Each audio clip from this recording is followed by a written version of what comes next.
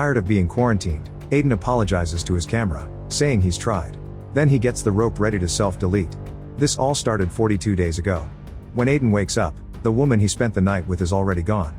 He goes to the bathroom to wash up and finds a note from his parents with a check, reminding him to pay rent.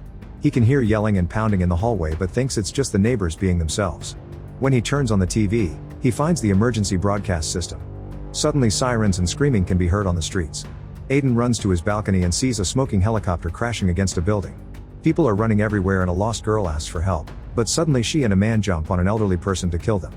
After a military jet flies by, a horrified Aiden rushes back inside at the same time his neighbor Brandon enters the apartment. He says that his roommate, whom he has known all his life, suddenly attacked him.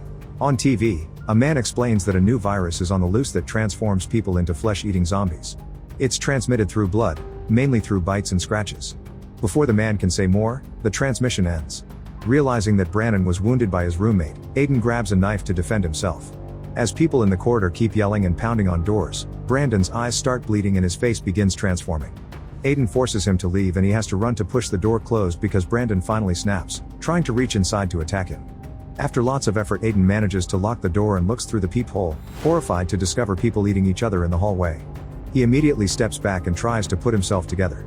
On TV, they explain that the virus is taking over the world and tell people to stay home. Aiden starts drinking while trying to call his family but the phone lines are down. Eventually he gets a bunch of delayed texts from his father, saying he and his mom were going to see him but they didn't have news about his sister. However, another text has an apology because they couldn't make it and they ask Aiden to stay alive. The last text is from his mother telling him to call them, but when he tries the lines still don't work. Aiden has a breakdown and spends most of his day crying while staring at the world. Later he decides to start counting the pandemic days and writes reminders on post-its. He can't stop thinking about his father and their time together. On day 6, Aiden starts to move things around the house, desperate for a change. Experts on TV talk about the effects the quarantine is having on people's brains.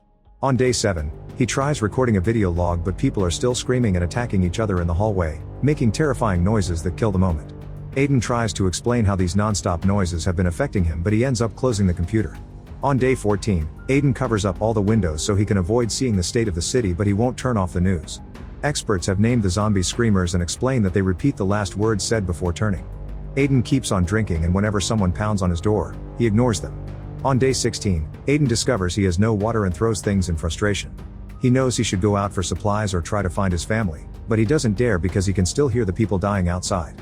Aiden reads about sensory deprivation and how it can make people hallucinate, so he tries to keep himself busy by playing guitar or practicing sports. However, he's so frustrated that he ends up breaking a mirror. One night he hears noises in the bathroom and gets his bat ready, but he immediately rushes to hide when he discovers that a screamer has broken into his apartment through the vents. The woman keeps repeating no as she searches the apartment so Aiden waits for the right moment to move behind her and strike her with his bat. The screamer collapses and Aiden has to deal with having killed a person. After throwing the body off the balcony, he puts a surfboard under the bathroom vent to block it. On day 42, Aiden records another log while still hearing screaming outside. He explains he's losing his mind and how he's too scared to go out. In 3 days he'll begin starving, so he needs supplies. Suddenly his phone rings and Aiden hears a voicemail from his parents. They were locked in at the office and couldn't get in contact with him or his sister. The message was cut short when a screamer found and killed the couple. Hearing his parents die causes Aiden to have his biggest breakdown yet. Desperate for an outlet, he grabs his bat and leaves the apartment to find Brandon on the floor repeating "I'm okay." Aiden gets ready to strike him, but he can't bring himself to do it. At that moment a bunch of screamers try to attack him, so he moves quickly to dodge them and runs as fast as he can. Since the screamers are blocking the way, Aiden takes the stairs to the lower floor and waits for some runners to pass by before taking the corridor. He pushes off any person who tries to attack him and eventually he reaches the other stairs, which he climbs to return to his floor. Now he can reach his apartment from the opposite corridor and quickly pushes his fridge to block the front door. Looking through the peephole shows the screamers looking for him. Moments later Aiden hears a loud noise and the power goes out in his apartment. When he looks out the window, he discovers the whole city has lost power. He spends the night dreaming about his family and in the morning, he wakes up to the screamer noises in the corridor. Tired of all this, Aiden decides to self-delete. However, he stops the process when he notices that a woman in an apartment across the yard is still healthy. Afterward Aiden records his last log because his battery is dying, saying he's met a girl.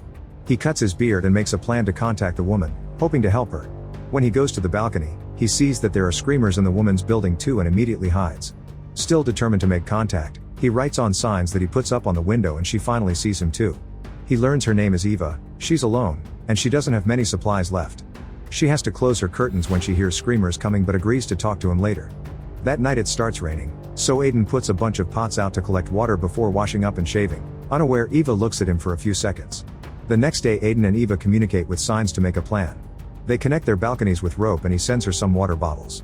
At that moment a screamer begins climbing Eva's building, but when he's about to reach her, Aiden throws a glass bottle at his head and starts banging on his railing to get the guy's attention. That screamer starts climbing Aiden's building instead, while another screamer pounds on the door so hard that the fridge is beginning to move. Eva also throws things, but Aiden keeps the screamer's attention on him until the guy reaches his balcony. Then Aiden goes back into the apartment and locks the balcony door before rushing to push the fridge against the front door. The screamer outside begins pounding on the window to break it, but the wound makes him collapse, so Aiden uses the chance to run back outside and beat him up with a bat. Now there's blood on his shirt, so he quickly takes it off. Moments later Aiden prepares a bag and leaves the apartment to take Brandon's keys from his body. Screamers appear in the corridor, so Aiden lies down on the floor to pretend he's dead until they're gone. Then he enters Brandon's apartment, closing the door right before the screamers reach him. Inside, there are bloodstains on the walls and a body on the bed. Aiden takes the few food supplies he can find and is surprised to find some climbing equipment as well, although the axe is missing. He checks the bedroom and finds it under the bed, but at that moment a screamer comes out of the bathroom. Aiden pushes him against a mirror and tries to run, but the screamer tackles him against the wall. Grabbing a lamp, Aiden hits him a few times to get him off him and falls on the bed, where the body is waking up too. The screamer jumps on him and fails to bite him through his clothes, giving Aiden time to grab the axe and finally kill him. After killing the screamer on the bed too, Aiden takes all the climbing equipment and tries to leave, but the corridor is full of screamers.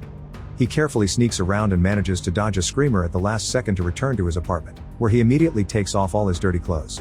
When he checks the climbing equipment, he's excited to find 2 walkie-talkies. Afterward Aiden ties some sheets on his balcony to climb down and safely reaches the ground, where he finds eaten bodies. There are running screamers as well, so Aiden sneaks around and quickly throws a walkie-talkie at Eva's balcony before running to climb back to his place. The next morning Eva contacts Aiden and they're both so excited to finally have a conversation again that they spend the rest of the day talking about random things. Slowly gaining back hope, Aiden decides to search for supplies again, this time leaving through the vents. He's startled by a zombified face, but it's just a dead screamer. He manages to enter the bathroom of another apartment and notices blood on the side of the tub, but when he moves the curtains he finds it empty. Then he checks every room and after making sure he's alone, he opens the cupboard to luckily find lots of food. Aiden has a snack before calling Eva to share the news with such excitement that he's already making plans to escape and find their families. Eva explains there are screamers at her wall every day and she's tired of it, so she's built a rope out of sheets like he did and wants to move to his place. Things get tense when Aiden finds the fridge against the front door, which means someone lives there. He checks a door that he didn't see before and discovers a hole in the wall. Suddenly Edward appears in the kitchen with an improvised weapon he made. He puts it down when he confirms Aiden isn't a screamer and explains he came from another apartment through the hole some weeks ago. The owner self-deleted in the tub and Edward threw the body in the hall. The old man shares some meat he cured himself and lets Aiden take food from the cupboard.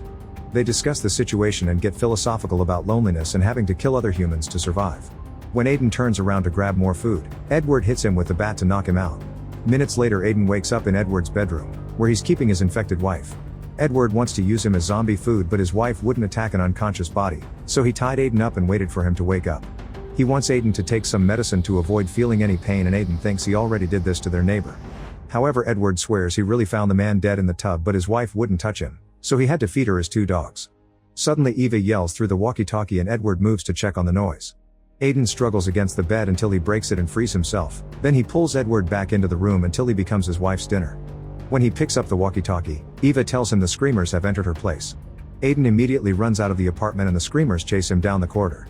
He can't enter his place because of the fridge, so he goes into Brandon's instead. He looks outside and sees Eva hiding on her balcony while the screamers pound on the glass doors. Very carefully, Aiden jumps from Brandon's balcony to his own and now he can use the sheets to climb down. However, the sheets slip and he falls until he painfully lands on a chair. The noise gets the attention of a screamer who quickly comes after him. Aiden finds a gun next to a body and grabs it to shoot the man in the head. As screamers jump from other balconies, he shoots another enemy to clear the way. Eva throws her sheets and Aiden starts climbing, but so does a screamer. Aiden has no choice but to jump on a different balcony and cut the sheets to make the screamer fall. Now Eva can climb down to meet with Aiden on the lower floor with a tight hug. The duo goes inside the apartment and screamers come in when they open the door, but they go past them and lock up, leaving them inside. There are more creatures in the corridor, so they rush to the stairs and Aiden destroys the door handle with his bat. A zombified man on the steps can barely move, so the duo decides to spare him and moves to the next floor. When they open the door, two screamers tackle Aiden against the wall and Eva pushes one down the stairs, but unfortunately Aiden and the other creature fall too. The screamer tries to bite Aiden until Eva kills him with the axe. Then the duo takes the corridor and begins running as fast as they can, hitting and pushing off all the screamers that try to attack them. This corridor connects both buildings and Eva manages to enter Aiden's apartment, but he's jumped on by the screamer that has been outside his door since the beginning. This terrifying man tries to reach inside, however Aiden manages to pull him back and finally kill him. Afterward Aiden enters the apartment and starts taking off his clothes, thinking he's been bitten. He goes to the balcony to self-delete, but when he removes his last shirt, he finds no wounds. They don't have time to celebrate because there are screamers at the door, so they rush to push the fridge while promising to work together to survive. Make sure to subscribe and turn on notifications so you can watch more videos like this. Thanks for watching.